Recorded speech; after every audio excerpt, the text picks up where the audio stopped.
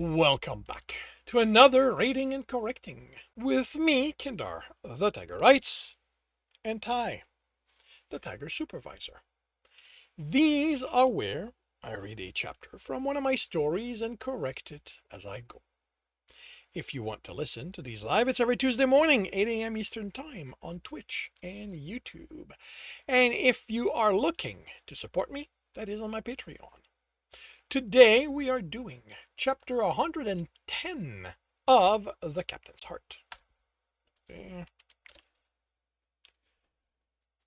Gralgiran took the brush out of his mouth. And that's all you have planned for our time at the station?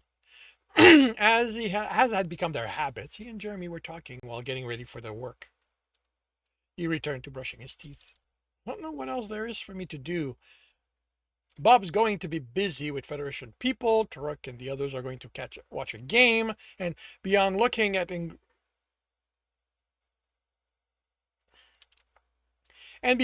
for some ingredients that I can substitute for one of the ships doesn't have, it isn't like the station's a vacation spot for me. There should be some Earthers there who might be there waiting for me to take me back. Is that what the programming is telling you? No, it's been quiet for a while, and it's me not believing the human government has given up repatriating me. And I'm told that sneaking agents among enemies is a popular tactic with all species. You've been talking with someone from Covered Up's investigation, actually. Girani said it's something they've had to deal with, and they've had to deal with any time they're vetting people coming on the ship. The chance one of them might be from the people who don't particularly like you. That hasn't happened. But it's a possibility they need to be aware of, and definitely something I'm not putting past the human government to do. How about the Earthers you met before? Different station, and while I'm confident they aren't plant, I still wouldn't meet them alone this time. Anyway, I need to head to work. It's still 3 days to the station, and that means the engineer is still having me sit and go over reports from repairs. I think he's realized I enjoy the work he was sending me to do and now picked something new to torture me with. Alex wouldn't do that. I'll take your word for it. Have a good shift. You too, Jeremy. This is your captain. He looked at everyone by the ship's exit. Other than the Earther, they were still looking at it instead of him. His announcements were routine by now, even if they were needed. As a reminder, we will be at Ashgaran Station for 3 days. Those of you with business there, ensure it is concluded 6 hours before departure so your deliveries can be accepted in time. Those of you playing tourist, remember, this isn't Kelsirian territory. We are guests and visitors. I don't need the here. Treat our host and other visitors there with respect. Avoid legal trouble, as that can keep you here past our departure time, and convincing Federation adjudicator that their decision will be respected at a distance isn't something I can promise will happen. Otherwise, enjoy your time here. With his disconnection, the doors opened. Kind of feel like I want to mix with them and sneak out unnoticed, the Earther said. Unnoticed now simply means station security will find you later and force you to meet with the representative. It's just a formality. Feels like if that were true, you wouldn't stick by me. You're on my ship. That means I'm responsible. And I figure having me there means they'll be nicer to you than they might feel the need for someone from an outsider species. I thought the Federation respected everyone. The Federation does. The people enforcing its rule can still be prejudiced. My presence simply means that if one of them has been assigned to you, they won't be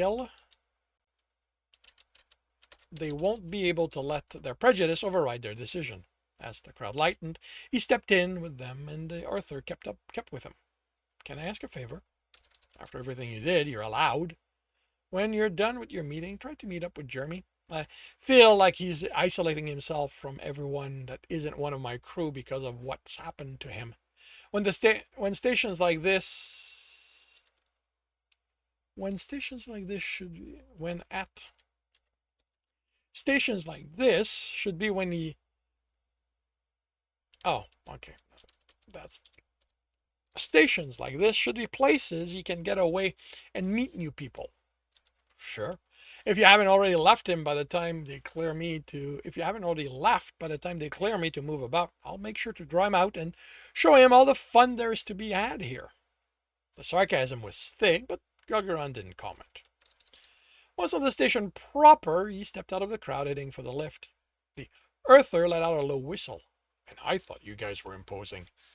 On the other side of the people leaving the ship, a Kelsirian in Federation uniform waited, looking them over. She'll be who you need to speak with. She? Another low whistle. They made their way through the crowd, and she noticed the Earther, then him. She took her tablet and then put it away. Kelsirian Captain Gralgiran Sel El Ravnir, Refugee Bob. Welcome to Ashgoran Station. You can address me as Facilitator Reshtarak Dromini.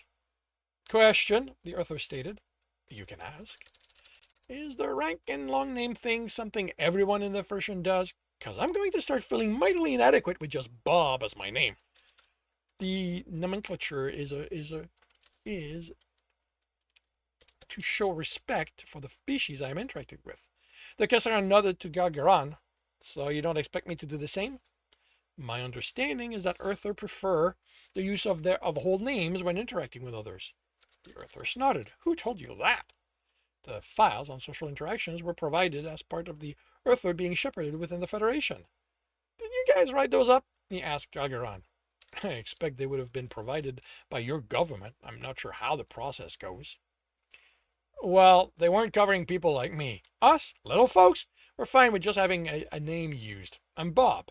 He offered his hand. She offered hers, and the Earther didn't flinch when the thick claws touched his skin, as part of the hand closing around his and giving one shake. Kelsirian claws were blunt unless they were going to battle. Into battle. But they were still large and dangerous looking. The Earther chuckled. I'm guessing handshake is something else you just read about. Did I perform the greeting wrong?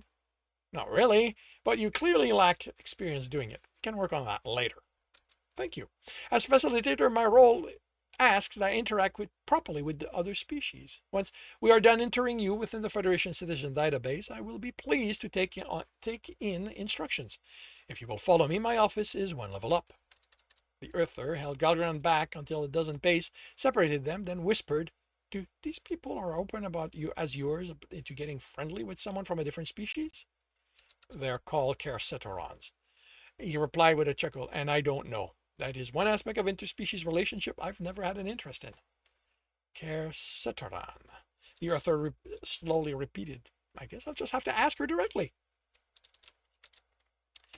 Gralgiran shook his head in amusement as he left the office. It had been clear from the start the Earther didn't need his protection from potential prejudice, but watching him interact with the Kelsirian had been amusing.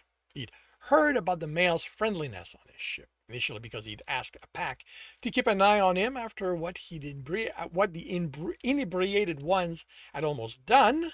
I don't need to him. And once he'd been confident there were no held grudges, stories would still reach him, since, as the only Earthers could interact with, his exploit had spread. He hoped the Earther's forwardness didn't land him in trouble. They stopped by an eatery for a bowl of meat and spicy sauce to snack on for the rest of the walk back, and was done by the time he reached the ship's access. The male stood by it and smiled on seeing him. Queer? He hugged him. What are you doing here? They rubbed muzzles, hoping to convince the ship's captain to grant a civilian heading home passage. He narrowed his eyes. You, a civilian?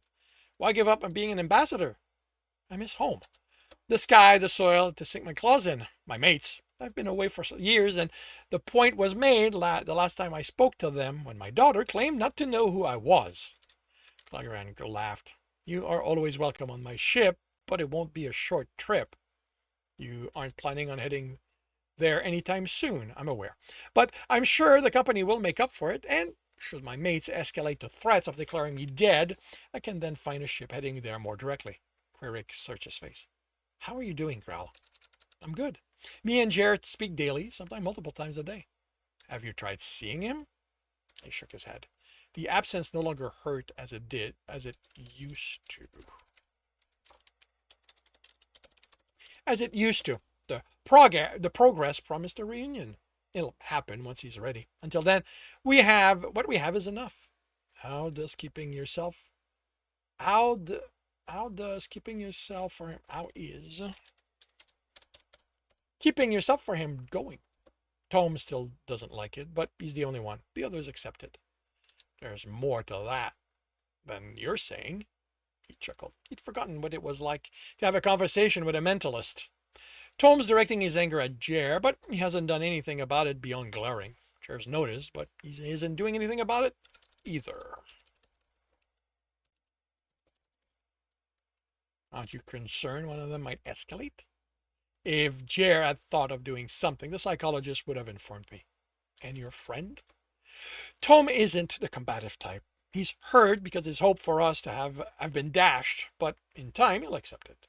Hopes? Mates. He's hoped for a while now that I choose him to start a family with. And it was never going to happen? Gralgiran laughed. Until Jer the Bane was all the family I needed. And now, Jer is who I want. And you don't think you'll ever be comfortable with a family the way we build them? He sighed. What are you after, Queer? Queer? Queerick. Yeah, Queer. His friend chuckled. You, him, happy? You and him happy. Maybe trying to negotiate truce between warring parties? Thought you were a civilian now. It's going to be some time before I stop thinking like an ambassador. He pressed against Gralgiran, but your family's happiness is all I'm after, Growl. Whatever form that takes for the two of you. Placed an arm over his friend's shoulder. Thank you. How about I see to your lodging? In the civilian section, please. I'm tired of ambassadorial apartment when it's only me and a few friends in it. A single's apartment then.